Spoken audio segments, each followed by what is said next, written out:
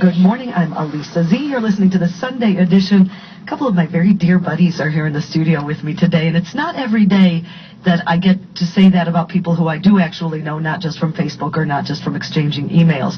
We're going ladies first, Tim. I know you don't mind that, and if you do, too bad, because you're outnumbered. We're starting good morning to Karen Whitefoot. Good morning, Karen. Good morning. Now, you and I met through another mutual friend, through our friend Dane, who reached out to me a few months ago, and he said, I met the most incredible woman. Her name is Karen Whitefoot, and she wants to organize something to help the family of the fallen police officer, Patrick O'Rourke. And for those of you who don't remember, Pat was a Bloomfield Hills, West Bloomfield police officer who was killed in the line of duty. Karen spearheaded an effort, she's like the Pied Piper, we all jumped on board, to say, let's do something to help this family. Tell me how that came about, Karen. That came about, I'm a registered nurse, a psychiatric nurse, and my coworker and I were very touched by the story of Patrick O'Rourke's death. We watched in the morning on the way to work. I had seen the news, and I knew that there was a police standoff, and it was just very upsetting. And as someone who has lost her own father not too long back, I couldn't imagine how these 4 young children were going to deal with the rest of their lives without their dad.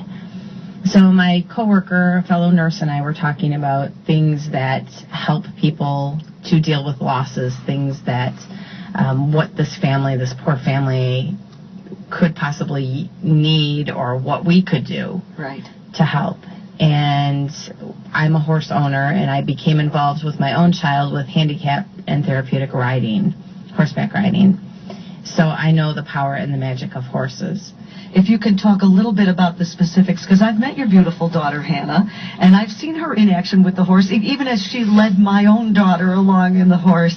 So if you can talk a little bit about what Hannah's challenge is and how you came to find out about the healing power of horses, please. Hannah is a twin, and she was a premature baby. When she was born, she was diagnosed with cerebral palsy. And as a mom, I wanted to find any kind of therapies, alternative therapies that we could look at that may help her overcome the challenges that she would have to face in her life. So we looked at horseback riding. And I put Hannah on the back of a horse when she was about 18 months old, and she was in love and off and running from that moment forward. She just became enamored with horses. And I watched her transform into this beautiful young woman who now it's almost unrecognizable that she has any kind of challenges, because I believe that it was the power of the horseback riding and and not just the physical power of that therapy, but the emotional, the mental stimulation she gets. I think I've told you that I used to work for a little while. We worked with the Horses for Handicappers program out at the Bloomfield Hunt Club. And I would see these kids get up on the horses, and these are kids who maybe cannot walk, so they needed somebody holding them onto the horse, for example, and could barely hold themselves up. And the smiles and the explosions that would come out of these kids. So I've got to believe, and I know we're not offering medical advice here at all, I want to go on record saying that. However, the emotional component of the healing power of putting a little child up on that magnificent beast has got to be immeasurable. It truly is. You can watch a child maybe who has Down syndrome or who has got other challenges get up on that horse, and you're right, smile, talk, speak, hug the animal. It also brings a huge component to the child's self-esteem. The fact that they can get on this animal and not be afraid. So many adults are afraid to ride, and these little tiny kids will get on a horse and they feel powerful. They feel like they're doing something that their friends can't do or don't do, and it gives them that little component. You can't change the disability, but you can change the way that they deal with and view life, and so they can gain some self-worth and self-esteem, and that's just an amazing thing. So now we fast forward to the year 2012, and last autumn when Pat O'Rourke was shot and killed in the line of duty, and you said, we know that the healing power of horses can do something for this family.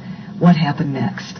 What happened next is I called Dane, our friend Dane, who has a lot of contacts and is an amazing gentleman. He immediately got on the phone with the West Bloomfield Police Department and spoke with the family liaison and made arrangements for us to be able to bring some horses over to the house as a surprise to the children. Now, I know there are people listening going, wait a minute, did you just say you took horses to the house? I was there, ladies and gentlemen. Yes, we took horses to the O'Rourke house.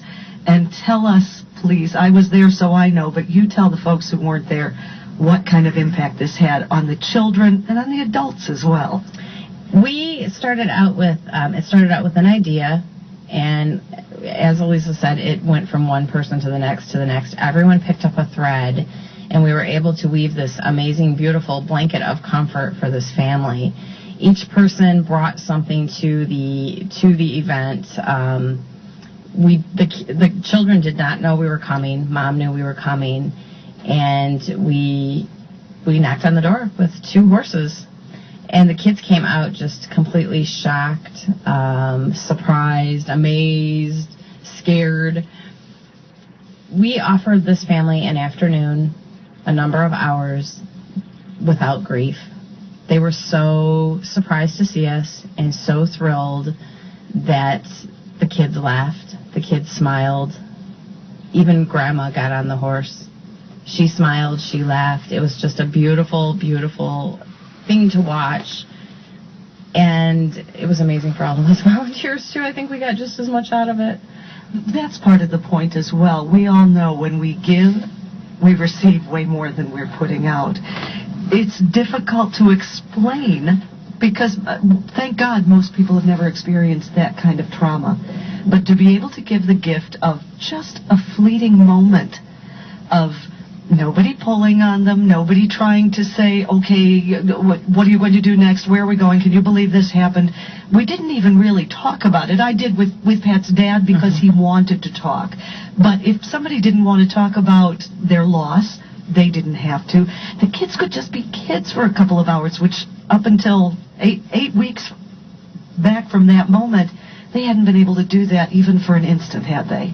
They had not, and we just had so many amazing people. We had people behind the scenes that came on board. We had people that came to the house. We did have a team of about 50 volunteers.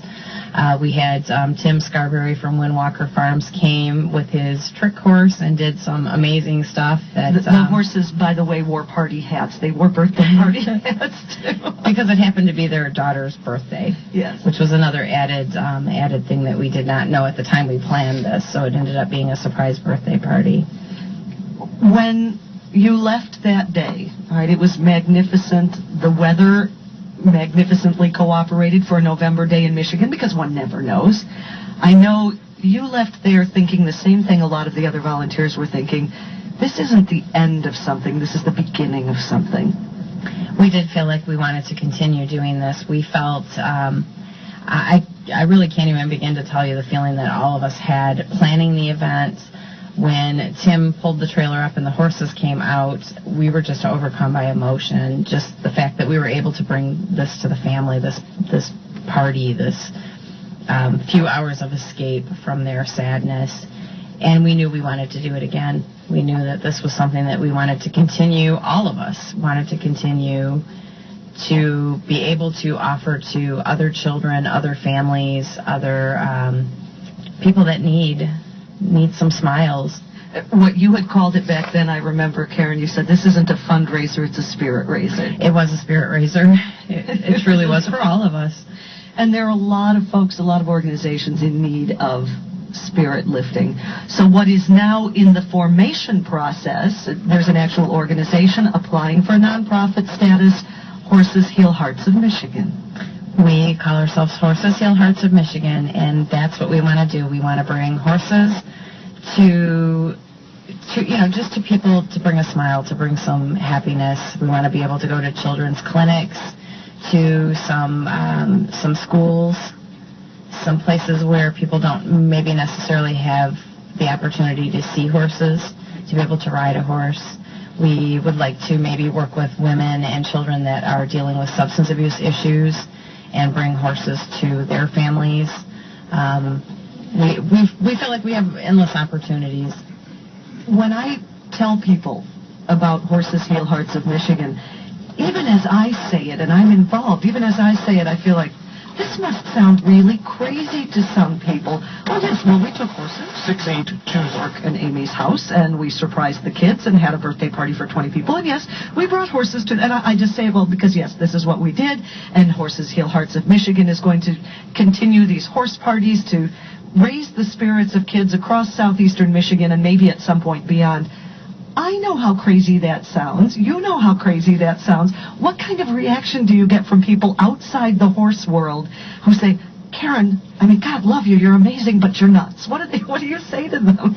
Well, I explain a little bit about how we work things, and I think that when you show them some of the pictures and the video of the door opening, and these kids had no idea. These kids had just lost their dad 8 weeks ago, and when we knocked on the door, and Tim was standing there with his 2 horses wearing party hats, believe me, the kids did not think of anything else but, what in the world is going on here?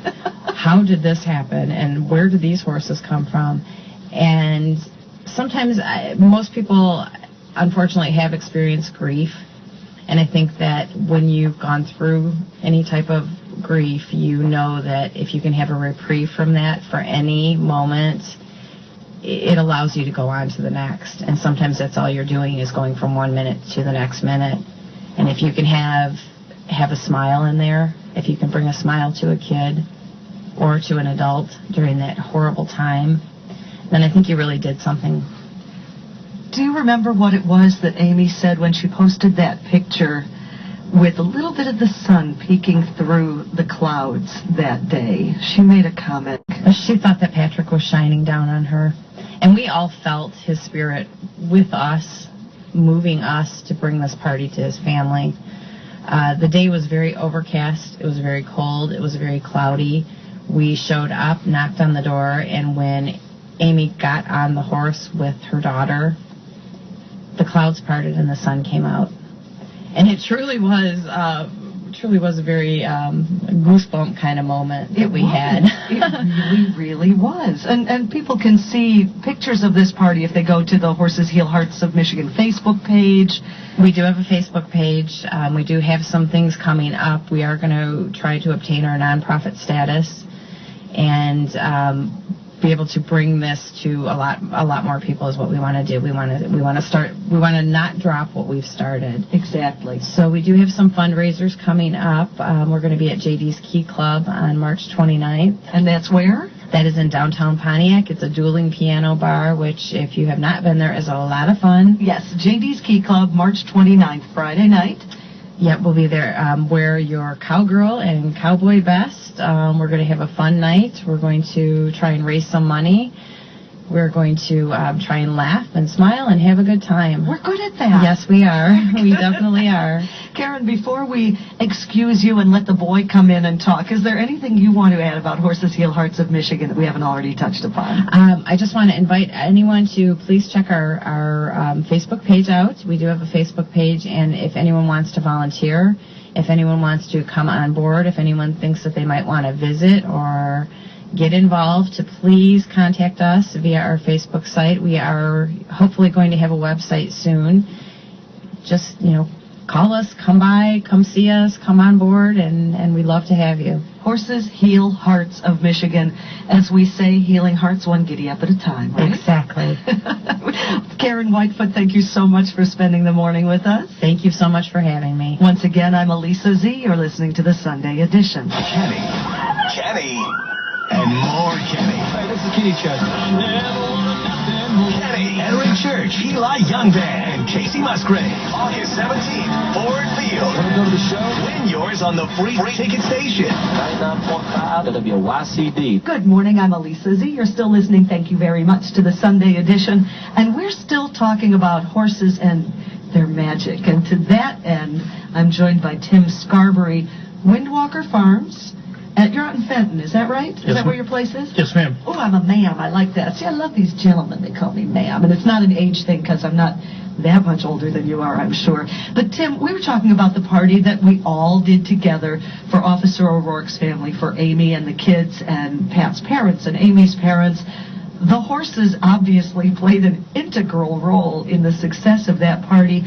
You play an integral role in the bringing of those horses from Windwalker out to the O'Rourke's. And I have to say, Tim, in watching you with the horses and then watching the horses with the kids, and you even got me up on that horse, your gentle spirit seems to transfer into the horse. Or is it the other way around, or does it flow both ways? Talk to me. It goes both ways, to be honest with you. When I was approached to do this, this is something that really has been on my heart for many years, to be able to take my horses and go and do some things for kids to try to uplift their spirits. And the folks seemed kind of surprised when I jumped at the opportunity. They were inquiring as to if I would be interested or if I knew anybody. And as soon as I had the opportunity, I was absolutely tell me when and where. This is something I've really felt strongly about for a long time. And I've been with horses my entire life, and I kind of grew up with being taught like a cowboy kind of mentality, kind of being rough with them and showing them who's boss, and just really, borderline abuse was how I was taught how to handle horses. And not how you handle your horses. Oh, absolutely not. It's shameful, to be honest. To look back at what I was taught and what we used to do and how we handled them was shameful. And about probably 2000, 2001. I began to get my eyes open to something that was how to communicate effectively with these horses, and I just thank God for that opportunity.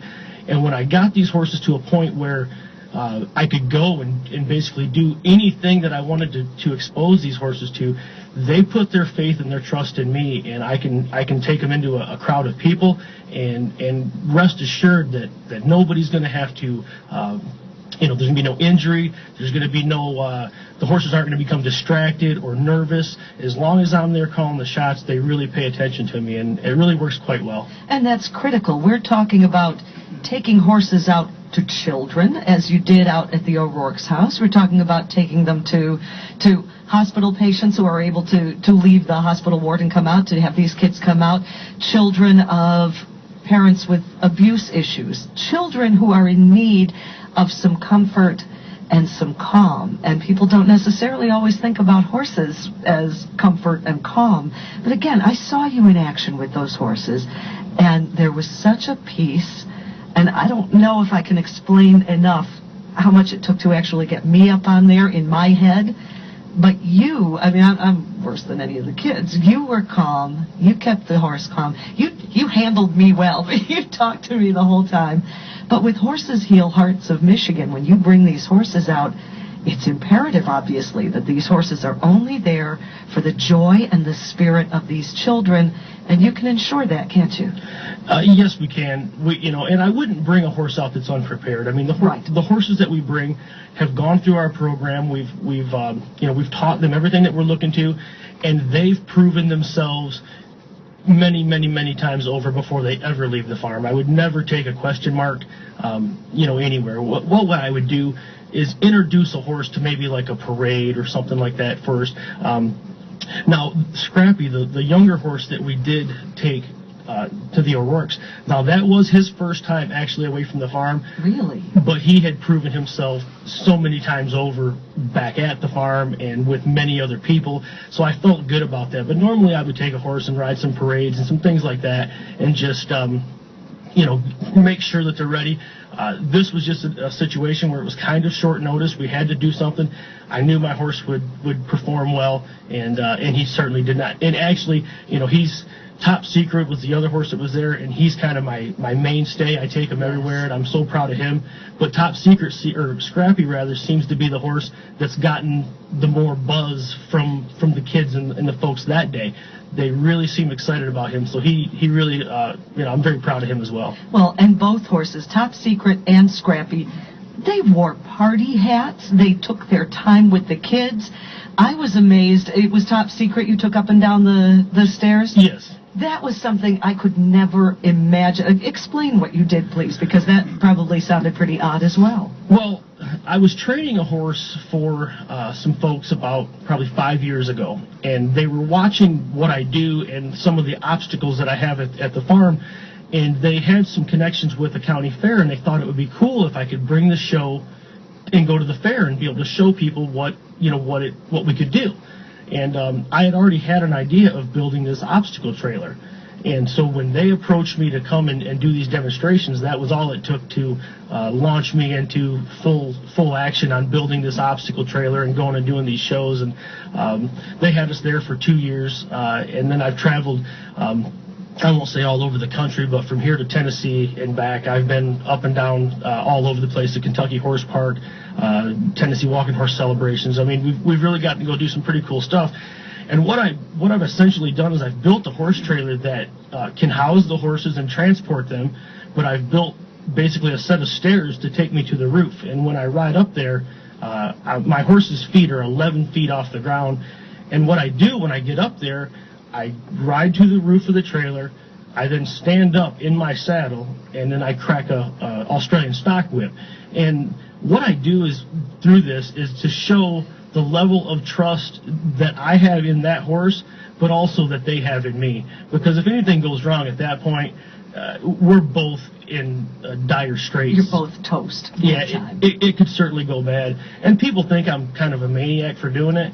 And I tell people all the time that I would rather ride my horse to the top of that trailer than just jump on an unknown horse and go across a yard. I mean, just riding across the yard on a horse that's unprepared could end your life. So what I'm trying to say is, look, we've got a level of communication and trust with our animals, and I'm willing to stake my life on it. And you do. I saw you do that, and it was amazing. Horses Heal Hearts of Michigan, and you're the equestrian director with Windwalker Farms, bringing, whether it's Scrappy and Top Secret or any other horses you feel are appropriate to come out to these events. Let's talk for a couple of minutes before we close about how you can see kids really, really spring forward and come to life despite their circumstance when you just bring a horse into their view. Well, it becomes evident as soon as the horses show up. I don't know if I'm going to use the word mesmerize, but that may be it just the smile just comes on their face, and you've got their attention. And whether I'm doing something like we did for the O'Rourke's, where it was just a kind of let them spend some time with the horses and lead them around, or other times I go out and kind of talk horsemanship and some things to the kids. And I've done several events with many children aging probably from 3 to 7 or 8, and they'll just sit there and they'll watch and they'll listen, and they're not poking their buddy or they're not fidgeting. And those horses, and I don't attribute that to what I'm saying, I think that they're interested in the topic, and they'll sit there and listen to what we've got to say, and just are so excited to be around a horse. Horses Heal Hearts of Michigan. How does that heal Tim Scarberry's heart? That isn't a stressed heart as others are, but how does that help your heart? Well, I'll tell you what, I spent my life growing up in church as a little kid, and really didn't learn all that much. I mean, I heard some things, but it didn't become real to me. But what the Lord has done through these horses is He's gotten me to be quiet. He's taught me how to be patient, because to earn these horses' trust, I've got to be patient, and I've got to be kind, and I've got to become a leader to them.